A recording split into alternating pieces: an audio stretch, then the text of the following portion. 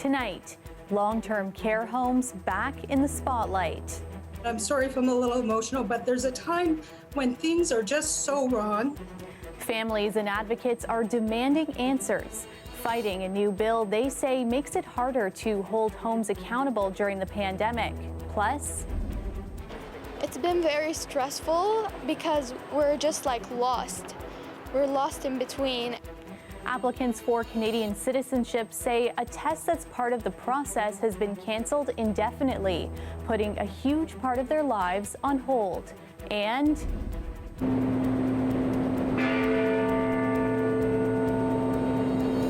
Canada marks Remembrance Day with scaled-down and socially distanced ceremonies while still honoring our veterans. Good evening, I'm Talia Ricci. COVID-19 is once again hitting long-term care homes hard. The number of deaths in Ontario homes continue to climb, and so do the number of lawsuits against the operators. Now critics say a new provincial bill will make it unfairly difficult to sue homes. Our Chris Glover reports from Kennedy Lodge Long-Term Care Home in Scarborough, where residents are facing an outbreak. Toronto Public Health confirms that 92 residents of this long-term care home have tested positive for COVID-19 since an outbreak began here on October 2nd, and 29 of them, sadly, have died with COVID-19. Now, since the pandemic began and across Ontario, 2,041 residents of long-term care homes have died with the virus. And tonight, critics worry that the families of these individuals will have a more difficult time seeking justice because of a new piece of provincial legislation.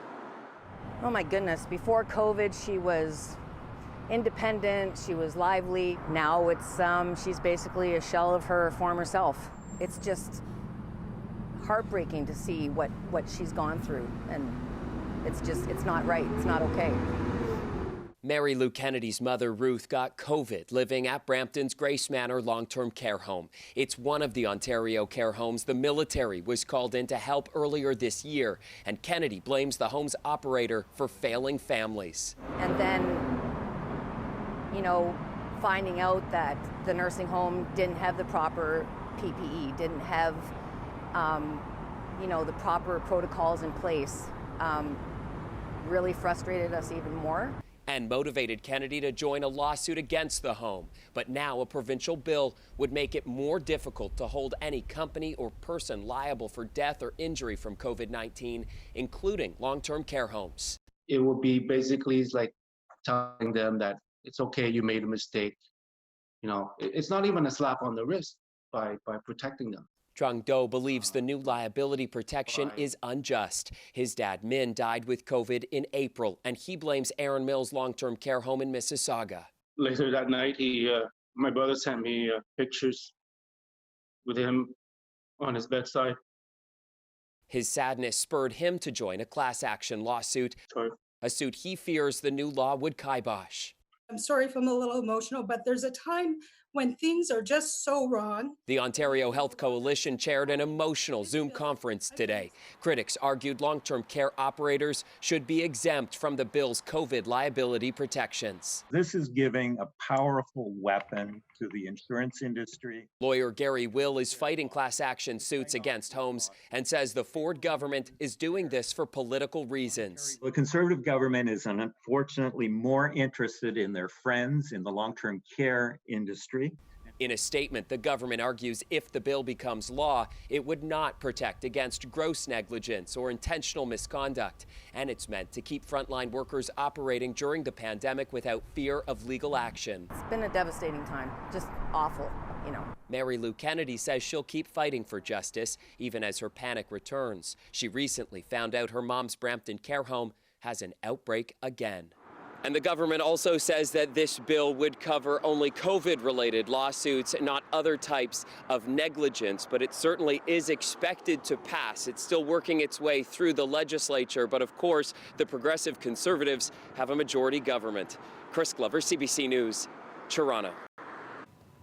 It was another record-breaking day here in Ontario, the most COVID-19 cases ever reported in a single day.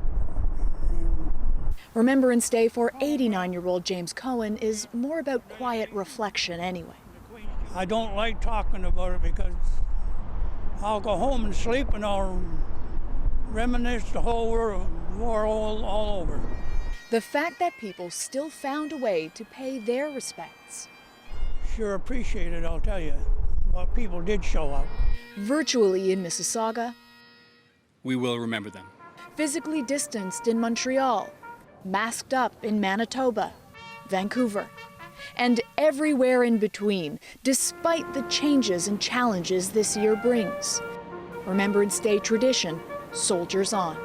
It means a lot to me. It does.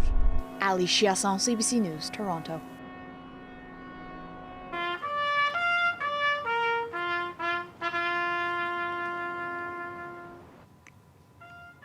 Premier Doug Ford and other provincial officials were on hand this morning at Queen's Park for another Remembrance Day ceremony. The event also marked the opening of a new memorial outside the legislature for those who served in the war in Afghanistan. Wreaths were laid in front of the memorial made of dark stone, which is part from the Kandahar airfield. Over 40,000 Canadians served in Afghanistan from 2001 to 2014. 158 soldiers were killed and more than 2,000 wounded. Applicants for Canadian citizenship say their lifelong dream is in limbo. Their applications hinge on a knowledge test required to complete the process. But those tests were canceled at the beginning of the pandemic. And as Nick Boisvert tells us, no one knows when they might start back up again. Cedra Al-Shamali has called Toronto home for 4 years now. She hopes her life in Canada is only just beginning. It's been a great time here, and I wish to stay here all the time. It's very nice. Al-Shamali's family arrived here in 2016 after fleeing civil war in Syria. They're permanent residents now, but once again feeling the effects of their displacement. It's been very stressful because we're just like lost.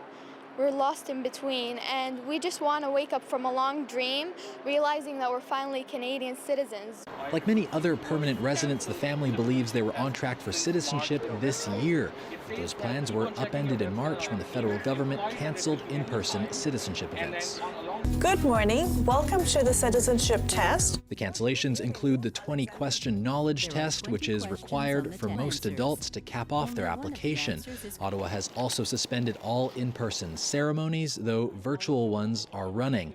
The government has told CBC it will consider virtual tests as well, but hasn't said when they could begin. Right now, our lives are in limbo. Rajesh Kalwa says the test is the last thing holding up his family's citizenship applications. He first sent them in 16 months ago. If a university or a college can move from classroom culture to online culture, and then they could entirely adapt the online culture, giving their lessons online, taking classes online, taking exams online, why can't a government conduct a citizenship examination online? The pandemic has drastically slowed all aspects of Canada's citizenship process. The country has been swearing in around 2,000 new citizens per week during the pandemic. That's less than half the usual rate. Nick Boisvert, CBC News, Toronto. With Toronto facing another month of restrictions on indoor activities, many will be turning to city parks for a chance to get outside and get active. However, there's one problem with that plan. Park washrooms are already closed for the winter. Now, one city councillor is trying to come up with a solution. We're going to have a serious problem with yellow snow coming up this winter, I'd predict, as long as we don't do what we can. Councillor Mike Layton has asked city staff to look into the possibility of keeping public washrooms in parks up and running through the colder months. It could be tricky, though. Most of the city's public washrooms in parks aren't heated. The water has to be turned off before the temperatures drop below zero because if they freeze, the pipes can burst. The report that we asked for at City Council was bring us back some information about what we could do in order to address this issue. Maybe it's porta potties in some busier parks. Maybe some washrooms are easily retrofitted, easier than others. We certainly don't want to put the infrastructure at risk. The last thing we want is to have tens of thousands of dollars of damage done because pipes froze. Layton says city staff are looking into it and should have more information by the end of the month. After such a tremendous weather week, I guess it's kind of time for a reality check. I'm meteorologist Colette Kennedy. I'll tell you what that reality looks like coming up after the break.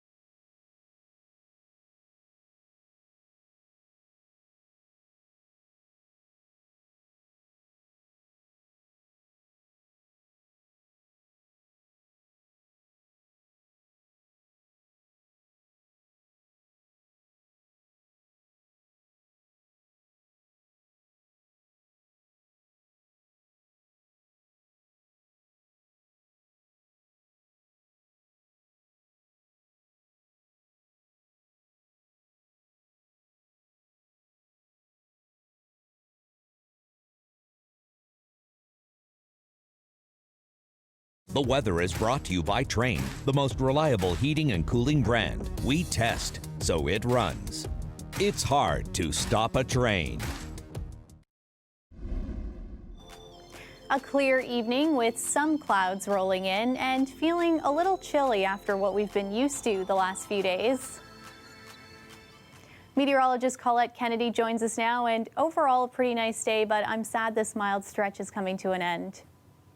Thanks, Talia. Well, what an interesting day today with the high temperature reached early in the day, our winds changing direction as the front went through, and then, of course, the temperature is kind of coming down. But with the sunshine after just a few showers early in the morning, really another pleasant day, perhaps even another record-setting day in here. So what a string we put together. But it's time to go back to reality. We have some cool overnight temperatures coming our way. Still, Thursday looking pretty good. A little more cloud cover towards the east. Otherwise, there'll be some sunshine. Next chance chance of showers. We have a risk into Friday, and then another better chance as we go towards the second half of the weekend. So I'll walk you through that. I do just want to kind of have a recap. Obviously, Remembrance Day for another more important reason, but also a week to remember because of the temperatures and conditions we had. So going back to Wednesday, November 4th, right on through the period, we were talking about these temperatures. Everywhere you see an asterisk is where we hit a record high, and of course culminating in yesterday up to 24 degrees when our average is right around 8. So just incredible, record setting for the month of November. Daytime temperatures today, though, you could see as of 7 a.m. where that cold front was. Out ahead of it, the temperatures were still warmer. A push of a southerly flow ahead of it as it comes through. So at 9 a.m., just kind of between 9 and 10, starting to come through the GTA. And then watch the numbers in Oshawa and Peterborough. Again, you get that southerly flow kind of coming up as the front's moving through. So the numbers spike and then they start to drop down. So through the day, we saw that progression as it moved eastward through the province. We had some cloud cover. Yes, in the morning hours and some showers and then clearing, so lots of sunshine. A little cloud cover overnight tonight, and this is what I mean towards eastern areas. You may have a little cloud cover tomorrow morning, a little more than elsewhere. Otherwise, high pressure building right back in, so a lot of sunshine for Thursday. Into Friday, the next system coming through, some light showers possible into southwestern Ontario, and that risk by midday over towards the GTA. It's enhanced up towards Georgian Bay. And I mentioned another system for the second half of the weekend. With that one and some strong winds on the backside of it, by Sunday night up here, we could be talking about some lake effect snow. So that's good. I don't want to get too far ahead of us. That's towards the end of the weekend. So let's just deal with Thursday, Friday for us for now. Overnight temperatures, yes, back closer to seasonal, so that's going to take some getting used to and just finding the right attire, because maybe you put it away after the last week. Highs tomorrow. It will be a pleasant day, though, especially with that sunshine. A little more cloud cover in areas tonight and early tomorrow, but then we'll be seeing some clearing and a lot of sunshine, as I say, for most of the Golden Horseshoe. Further east to the north, a little more cloud cover at times. Into Friday, that chance of showers. Saturday, this is closer to seasonal for that daytime high. And then Sunday, that next system that does come through. So it's as it departs when we could see some of those strong winds that could drive some lake effect snows. Talia. Thanks, Colette. The largest Asian film festival in the country kicks off tomorrow virtually. This is our 24th year and the first time that obviously that we're doing it this way. The way we look at it is it's an opportunity to present our programming across the country. We hear from the executive director of the festival about the importance of elevating diverse voices. That's after the break.